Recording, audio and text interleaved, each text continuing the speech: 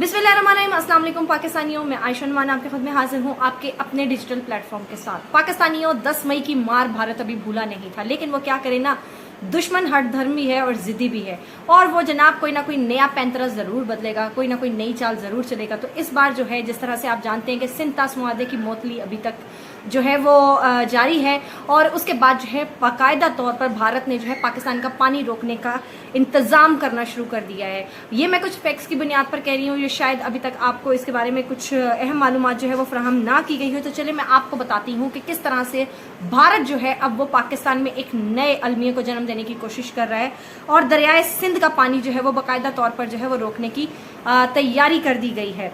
और पानी की बंदिश के हवाले से जो है वो एक ग्रैंड मंसूबा जो है वो भारत ने शुरू कर दिया है। और वो ग्रैंड मंसूबा क्या है, ये भी मैं आपको बताती चलूँ। एक खुफिया खत लिखा गया है जो कि अक़वाम मुत्तहिदा के सेक्रेटरी जनरल जो है उनको ये खत मौसूल हुआ है, और जिसके अंदर जो है ये कहा गया है कि अक़वाम मुत्तहिदा की करारदादों के मुताबिक मुतनाज़ा इलाका जो है लद्दाख, वहाँ पर 10 नए मेगा हाइड्रो पावर प्रोजेक्ट्स का जो है वो मंसूबा तैयार कर लिया गया है। और इसका मकसद जो है वो वहाँ पर जो है वो एक नए पन बिजली का जो है वो इफ्तिताह भी किया गया है मंसूबे का। और दूसरी तरफ जनाब ये पानी ज़ख़ीरा करने के असूल जो हैं उनकी खिलाफ वर्जी भी करता है, और ये एक ख़ास तौर पे जो है वो साजिश बनाई गई है, तश्कील दी गई है, जिससे पाकिस्तान में पानी का जो बहरान है उसको पैदा किया जा सके। तो जनाब ये हम देख सकते हैं कि अभी तक जो है वो पाकिस्तान ने तो भारत को जो है वो 10 मई को जो करारा जवाब दिया वो तो सबके सामने है, लेकिन पाकिस्तान ने गुज़िश्ता कई दिहाइयों से जो है वो पानी के ऊपर कोई काम नहीं किया। पानी के ज़ख़ीरा अंदोज़ी के हवाले से या फिर नए डैम बनाने के हवाले से भारत लेकिन शुरू से लेकर आज तक एक मुकम्मल टास्क के तहत पाकिस्तान के दरियाओं के ऊपर काम करता रहा है। 2024 का आखिरी बंद जो है रावी पर देने के बाद अब इसको हमारे हिस्से के दरियाओं पर बंद बांधने थे, वो रुका नहीं और उसने अपना काम शुरू कर दिया है। भारत ने एक दिन भी ज़ाया नहीं किया। हमारे पास सतलज है, रावी है, ब्यास जैसे कई बड़े गुना दरिया जो थे वो हिस्से में आए, लेकिन हमने इनका 10% पानी भी जो है वो स्टोर करने का प्रोग्राम नहीं बनाया। और ये दरिया सिंध में जो है वो हर साल 50 मिलियन एकड़ फीट पानी आता है, मगर इस पर एक भी तरबेला डैम हम नहीं बना सके। हालांकि आप जानते हैं गुज़िश्ता हुकूमत में इमरान खान जो है वो बार बार डैम बनाने के हवाले से बोलते रहे हैं, ठीक है, हम डैम नहीं बना सके। हर साल चिनाब का पानी ज़ाया हो जाता है, और हमने इन नेमतों को ज़ाया किया, हमने गंदी सियासत को फ़रोग़ दिया, और हमने जनाब उन लोगों को जो है वो अपना हुक्मरान बनाया जो कि पाकिस्तान के अवाम के मुफादात के हवाले से सियासत नहीं करते। अब जनाब ये मैं आपको एक तस्वीर भी दिखा रही हूँ। ये जनाब रतले के मकाम पर 850 मेगावाट पन बिजली मंसूबा जो है वो जो कि दरियाए चनाब पर कश्तवाड़ है जगह और जम्मू कश्मीर में वाक़ है, वहाँ पर जनाब ये बाकायदा तौर पर शुरू कर दिया गया है, और सिंध तास मुआहदे की मोतली के ऊपर जो है वो तेज़ी से काम जारी है। तो ये सारा मामलात हैं। अब देखिए दूसरा जो अहम मामला है वो क्या है, वो है कि भाई जो मखसूस नशिस्तों वाला केस जो अभी तक सुप्रीम कोर्ट में चल रहा है, और जिस तरह के वहाँ पर दलाइल सामने आ रहे हैं वो निहायत ही जो है वो मायूस कुन है। और उम्मीद तो यही की जा रही है, हुकूमत के अपने जो सहाफ़ी हैं वो भी यही इस बात का जो है वो दावा करते हुए नज़र आ रहे हैं कि ये बिल आखिर जो नशिस्तें हैं ये सुन्नी इत्तेहाद कौंसिल से लेकर हुकूमत के पास जाएंगी, और जनाब एक मजबूत हुकूमत जो है वो जनाब फिर पाया तकमील तक पहुँचेगी। तो ये भी एक मामला है जो कि अभी ज़ेर बहस है, लेकिन मुझे नहीं लगता कि पाकिस्तान की अदलिया इतनी मजबूत है, या पाकिस्तान की जजेस जो हैं वो इस कदर जो है वो आइन की तकद्दुस के लिए, बहाली के लिए, या आइन के इस्तेकाक के लिए, अदलिया के इस्तेकाक के लिए इतने ज़्यादा संजीदा हैं कि वो जनाब ये आइन के मुताबिक और कानून के मुताबिक जो है ये इनका फैसला जारी करेंगे। दूसरी तरफ जनाब हमें बात करनी है बजट के ऊपर। आप जैसा कि जानते हैं कि बजट जो है वो पहले 3 जून को पेश किया जाना था, लेकिन अब जनाब वो 10 जून को जो है वो पेश किया जाएगा।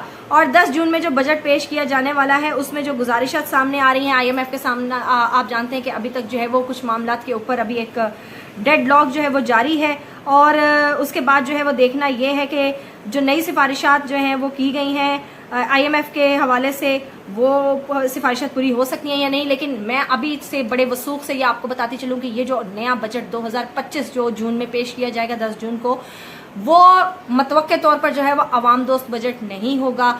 वो फिर से जो है आवाम के लिए एक नया बोझ लेकर आएगा, वो फिर से जो है आवाम के लिए एक नई मुसीबत लेकर आएगा। اور جناب جیسا کہ آپ جانتے ہیں کہ گندم کے حالات بھی بہت زیادہ اس وقت مشکل میں نظر آ رہے ہیں. گندم کی کٹائی سر پر ہے, کسان جو ہے وہ آپ کو روتے ہوئے نظر آ رہے ہیں. کسانوں کے اوپر نیا GST ٹیکس جو ہے وہ لگانے کی کوشش کی جا رہی ہے.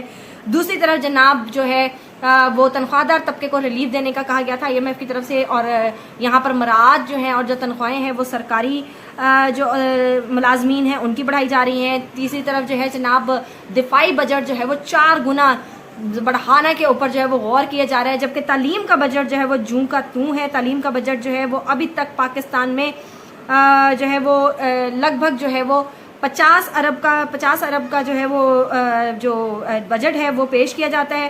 ہمارے یہاں پر دیکھیے سب سے زیادہ جو زور دیا جانا چاہیے وہ تعلیم اور صحت پر ہے, لیکن معذرت کے ساتھ ابھی تک جو ہے وہ تعلیم اور صحت کی جو صورتحال ہے وہ جوں کی توں ہے, اور اس کے اوپر جو ہے وہ مزید کام کرنے کی حکومت جو ہے وہ خواہاں بھی نظر نہیں آ رہی.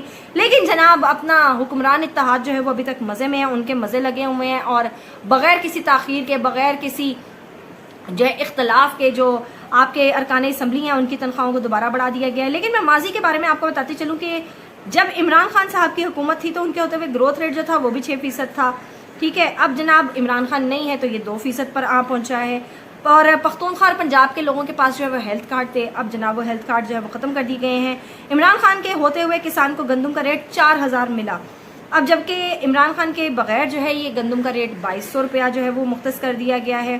اب یہ والی وہ موٹی موٹی چیزیں ہیں جن کے اوپر جو ہے وہ ہم بات کریں تو پھر جناب بات آتی ہے کہ آپ عمران خان کا نام کیوں لیتے ہیں. تو بھئی اب جب ایک شخص اپنے دور حکومت میں لوگوں کے بارے میں اتنا سوچ کے گیا پھر اس کا نام تو پھر لینا بنتا ہے. لیکن دوسری طرف جناب ہماری مریم راج کماری صاحبہ جو ہے پنجاب کی وزیر اعلیٰ جناب مریم نواز صاحبہ, ان کے ٹشن جو ہے وہ ابھی تک ختم نہیں ہو رہے. تو حامد میر نے جناب بڑی ہی کڑوی باتیں کی ہیں اپنے کالم میں, انہوں نے جو باتیں لکھی ہیں وہ بڑی زبردست ہیں, اور میں ان سے بہت حد تک اتفاق کرتی ہوں کہ حامد میر صاحب کہتے ہیں کہ مریم نواز میں 2 بڑی خوبیاں ہیں جس کی وجہ سے وہ بہت بڑی لیڈر ہے. ایک یہ کہ وہ نواز شریف کی بیٹی ہے, دوسری یہ کہ وہ نواز شریف ان کے والد ہیں. تو مریم نواز کو جو بات اچھی نہ لگے اس کے لیے وہ اپنا کان بند نہیں کرتی بلکہ سامنے والے کا منہ بند کروا دیتی. یہ تو بہت زبردست بات کی. دوسری طرف جناب انہوں نے فیصل واڈوا کے بارے میں فرمایا ہے کہ ان کی سیاست جو ہے وہ جوس کے خالی ڈبے کی طرح ہے کہ جس پر پاؤں مارنے سے کوئی زخمی تو ہوتا نہیں لیکن پٹاخہ دور تک سنائی دیتا ہے. فیصل واڈوا وہ فلمی ہیرو ہے جو خود ہی محبوبہ کو اغوا کرتا ہے, بعد میں خود ہی اسے چھڑوانے پہنچ جاتا ہے. تو حامد میر صاحب آج کل بڑی سچی باتیں کر رہے ہیں, اور جو باتیں ہو رہی ہیں وہ پاکستان کی سیاست میں آپ کو پتہ ہے. کل جناب ایک اور اچمبا جو ہے یہاں پہ پاکستان میں کھلا, اور وہ کیا تھا کہ جی میراتھن ریس جو ہے وہ برطانیہ میں ہو رہی تھی, اور وہاں پر جو ہے میراتھن ریس کی ایک کنٹیسٹنٹ تھی مونا خان, وہ حالانکہ ریس جیتی بھی نہیں. انہوں نے صرف جناب مریم نواز کی جو تصویر تھی وہ اپنی ٹی شرٹ کے سامنے لگائی, اور جناب اس کے بعد کیا ہونا تھا کہ مریم نواز صاحبہ نے ان کو بلوایا, ان کو جناب حالانکہ وہ ریس جیتی بھی نہیں لیکن انہوں نے جناب مریم نواز صاحبہ کو بس ٹیگ کیا تھا, تو ان کے کوچ کو جو ہے وہ ان کو اور ان کے کوچ کو 5-5 لاکھ روپیہ دیا, اور ایک میڈل جو ہے وہ باقی ان کو ملا. لیکن جو باقی 38 پاکستانی تھے جنہوں نے اس ریس میں حصہ لیا جناب ان کو ٹھینگا دکھا دیا گیا. تو یہ ہوتا ہے کہ جناب جب آپ پکے پٹواری ہوں اور جناب آپ مریم نواز صاحبہ کو ٹیگ بھی کر دیں تو اس کے پھر کیا چمتکار ہوتے ہیں. مریم نواز صاحبہ جو ہیں پھر وہ جلال میں آ جاتی ہیں. مریم نواز صاحبہ جو ہیں وہ پھر وہ سب کی ماں بن جاتی ہیں, اور پھر میڈل بھی ملتے ہیں, پھر پیسے بھی ملتے ہیں, پھر جناب تحفظ بھی ملتا ہے, پھر جناب عیاشیاں بھی ہوتی ہیں. تو یہ سب چل رہا ہے جناب پنجاب حکومت میں اس وقت جو ہے وہ بدحالی اور جو ہے وہ پسماندگی زوروں پہ چل رہی ہے. اس وقت کرپشن زوروں پر ہے, لیکن جناب سب اچھا دکھائی دیے جا رہا ہے کیونکہ مریم نواز صاحبہ جو ہے وہ شاید ملک بھی وہی چلا رہی ہیں اور تو کوئی چلا نہیں رہا. سب کچھ ان کے ہاتھوں میں, ہر ادارہ ان کی گرفت میں ہے اس وقت. وہ جس کو چاہے جب چاہاں گھمائیں, جب چاہیں ان کو بھگائیں, یہ مریم نواز صاحبہ کے ہاتھوں میں ہے. لیکن دیکھنا یہ ہے کہ آخر یہ کب تک چلتا ہے, آخر یہ پاکستان اس طرح چل بھی سکتا ہے یا نہیں چل سکتا. تو عمران خان صاحب کی رہائی اور ان کے کارکنان کی جو بھی تگ و دو ہے, ان کی بہنوں کی جو بھی اس وقت کاوش نظر آ رہی ہے, وہ یقینی طور پر تاریخ کا حصہ بن چکی ہے. اور بھی کوئی ابھی تک ایسا سیاسی لیڈر پاکستان کی تاریخ میں رونما نہیں ہوا جس نے اتنی کٹھن اور اتنی ہی تکلیف دہ قید کاٹی ہو. لیکن بہت سے لوگ اس بات پہ بھی اختلاف کرتے ہیں کہ عمران خان نے کیا تکلیف کاٹی, نواز شریف نے بہت مشکل تکلیف کاٹی, مریم نواز نے بہت زیادہ تکلیف دہ وقت کاٹا. تو آپ ذرا پھر تاریخ کے پنے اٹھا کر دیکھ لیں, ان کو ذرا پلٹ کے بھی دیکھ لیں, آپ کو پتہ چل جائے گا کون کتنے پانی میں. لیکن ان شاء اللہ تعالیٰ وقت ضرور بدلے گا, اور یہ سسٹم جو ہے اس طرح نہیں چل سکتا. دو ہی چیزیں ہیں, یا تو عوام جو ہے وہ اپنے حقوق سے دستبردار ہو جائے گی یا پھر سسٹم کو بدلنا ہوگا, اور میرے نزدیک سب سے زیادہ جو ہے ضرورت اس وقت سسٹم کو بدلنے کی ہے. تب تک کے لیے بہت شکریہ. اللہ حافظ.